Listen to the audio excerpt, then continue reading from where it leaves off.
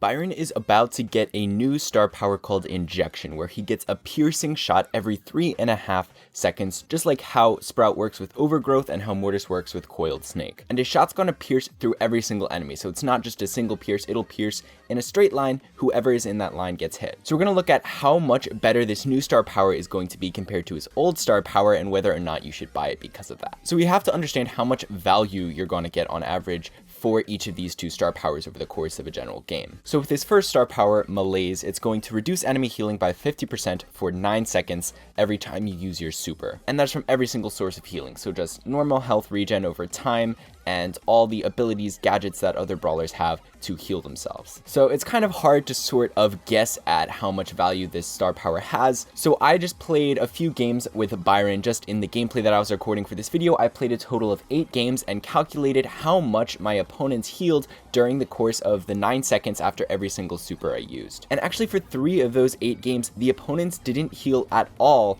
in that time. So with the Malaise star power, you would get no value out of it whatsoever in those games. This is usually because you can use your super very easily in the heat of a battle to give your team a massive advantage, and so you're gonna end up usually killing your opponents, and obviously if they're dead, they're not gonna be healing. So there is sort of a disconnection in how you're using your super and the situations in which the star power is actually gonna take effect. And that means a lot of times you might just not get any value out of this star power whatsoever. But overall, on average, in the 4 bounty games I played, the opponents healed an average of 2,662 hit points per game, which means Malaise would stop 1,331 hit points worth of healing. And then for the 4 Brawl Ball games I played, Malaise would have healed on average 2,217 HP per game. So just the overall average for this 8 games means if you ran the Malaise star power, you would be denying your opponents 1,774 healing. And honestly, that is abysmally low. Like if we're thinking about the Injection star power, where you can shoot through your own teammate to give them the healing that you would normally give them, but also hit your opponent at the same time. For every successful injection shot you hit that hits more than one person, you're going to be getting an extra 1,680 hit points worth of value. That already is very, very close to the hit point advantage that you gain from running the star power Malaise over the course of an entire game with just a single injection shot. Now, I do think the data that I got from these 8 games is relatively low, given that my Byron wasn't at very high trophies since I just hadn't pushed him up there yet, and people tend to play a lot more aggressively down lower and just sort of throw it all at the opponent's team rather than play more conservatively and make sure they always refill back to full health. So I do think at higher games you would get a bit more advantage per game with Malaise, but even if you got like 3 times or 5 times the amount of healing per game,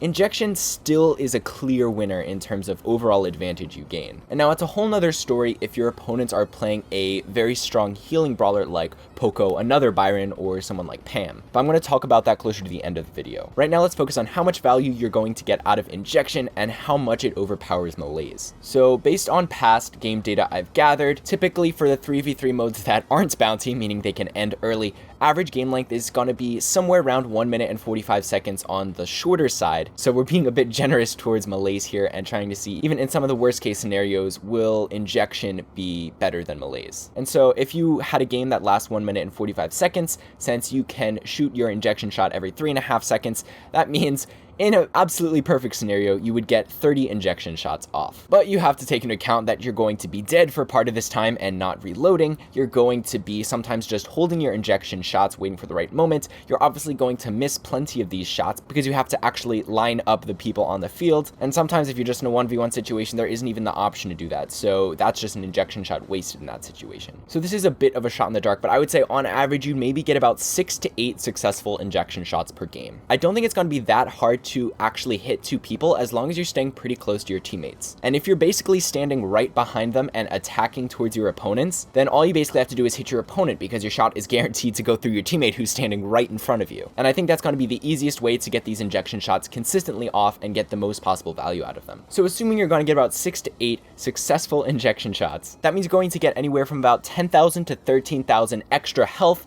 or extra damage dealt throughout the course of a game. And this is sort of worst case scenario. I feel like in a lot of modes, there will be some really good injection moments where everyone is grouped together and you might just hit like 3 or 4 people with one shot, especially modes like Brawl Ball, where everyone sort of gathers close to the goal when there's a lot of pressure. So I definitely think there's potential for even a lot more value than this. But that is already so much more than the 1,774 average we got for Malaise. Although, like I said, I do think the value you get from Malaise is going to be higher than that in general when people are playing more conservatively and healing. But just to put that into perspective, your opponents would need to heal over 20,000 HP over the course of a game, just so that your star power denies the same amount of HP advantage that you would gain from using injection. And another thing to note is that a lot of times the value you get from Malaise is from people regenning health. And honestly, I think that's a completely different story than healing people in the middle of battle when they really need it the most. If people have to spend 1 or 2 more seconds behind a wall, it's really not going to change too much in terms of the outcome of the game. But if you're able to heal your opponents in the middle of the battle and have them survive right when your opponents die after that battle, that is a massive advantage, and that's what injection's going to get you, while Malaise a lot of times will not. So that just adds to this extra value that I think injection is going to provide. So overall, I would say injection significantly overpowers Malaise. Now, it might be easier or maybe even slightly harder to hit the injection shots as I'm making it out to be, but as long as you're hitting a couple shots a game, you're going to be getting more value than Malaise, especially at the lower trophies when everyone's really aggressive and you're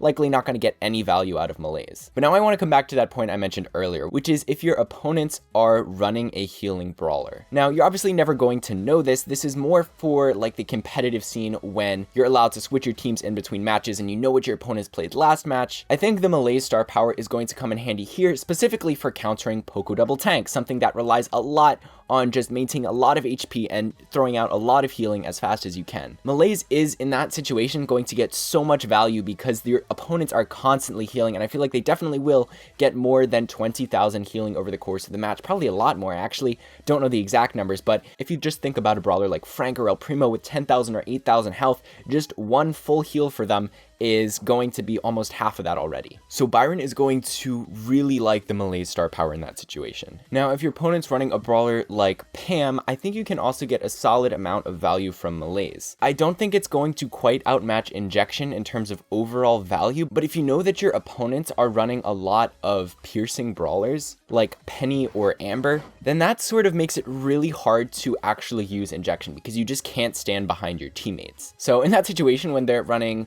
a lot of piercing brawlers as well as someone like Pam, I do think Malaise would be the better option. Also, if your opponents are running a Byron, they're going to get a ton of healing over the course of the game, so I do think Malaise works fairly well to counter Byrons as long as they have a lot of HP on their team. It still is kind of a gamble to go into a random match with Malaise because if they all have pretty low health, then when you use your super, as long as you're using it reasonably effectively, you're going to be killing your opponents, and so you won't get any value because they won't be healing. But definitely in the competitive matches or the really high trophies where the meta is pretty determined, I do think Malaise could have a few appearances here and there. But that's gonna wrap it up. Don't forget to join the Send Squad by subscribing, turning on notifications. But that's all for today, guys, so see you later.